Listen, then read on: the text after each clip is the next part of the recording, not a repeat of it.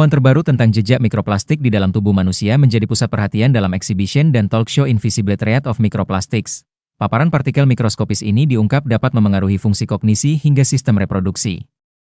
Tim riset mikroplastik dari Fakultas Kedokteran Universitas Indonesia Pukovisa Prawiroharjo mengungkap temuan mikroplastik tidak hanya bersirkulasi di dalam darah namun juga berpeluang mengendap pada jaringan otak melalui serangkaian. Penelitian bertahap mulai dari validasi kuesioner hingga pemeriksaan biomedis langsung.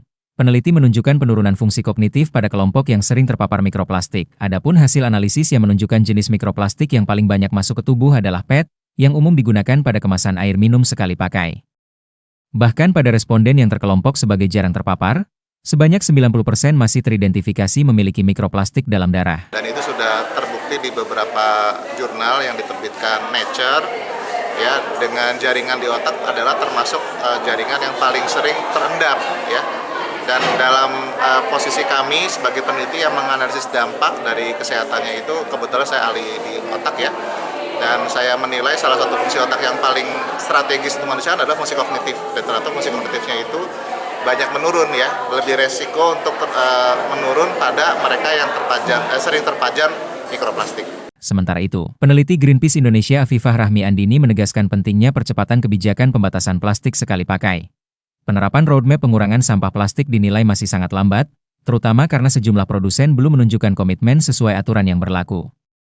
Solusi berbasis guna ulang dianggap harus masuk dalam kebijakan utama untuk mengurangi produksi plastik baru. Kalau misal masih menunggu implementasinya tahun 2030 dengan progres yang sangat lamban ini, ya kita akan sangat-sangat keteteran. Jadi, dan sekarang juga momentumnya pemerintah ini sedang melakukan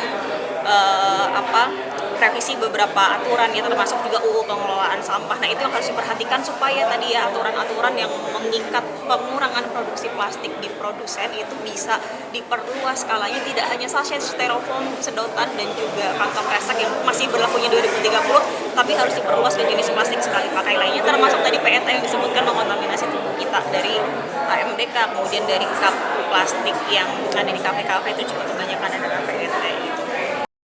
Pendiri Eceton Foundation Prigi Arisandi mengungkapkan temuan mikroplastik di udara, air hujan, hingga air pam dan air kemasan di berbagai kota di Indonesia.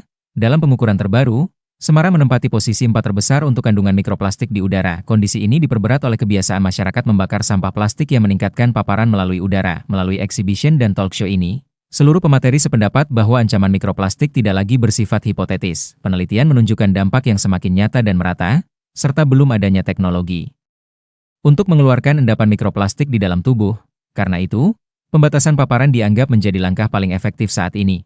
Jadi kita menemukan Semarang itu nomor 4, ada sekitar 13-14 partikel mikroplastik di udaranya. Dan temuan terbaru hari ini, kita menemukan di Mataram air hujannya itu mengandung sekitar 44 partikel mikroplastik, 32 jenis fiber, 12 jenis filamen. Ini harus dijadikan warning bagi masyarakat di Semarang. Satu, jangan bakar sampah, kemudian kurangi penggunaan sampah plastik. Kemudian yang ketiga adalah jangan mangap saat hujan, karena hujan akan masuk dalam tubuh kita, dan kita tidak ingin kemudian itu masuk dalam otak kita. Hafifah Nur Hasanah melaporkan dari Kota Semarang, Jawa Tengah.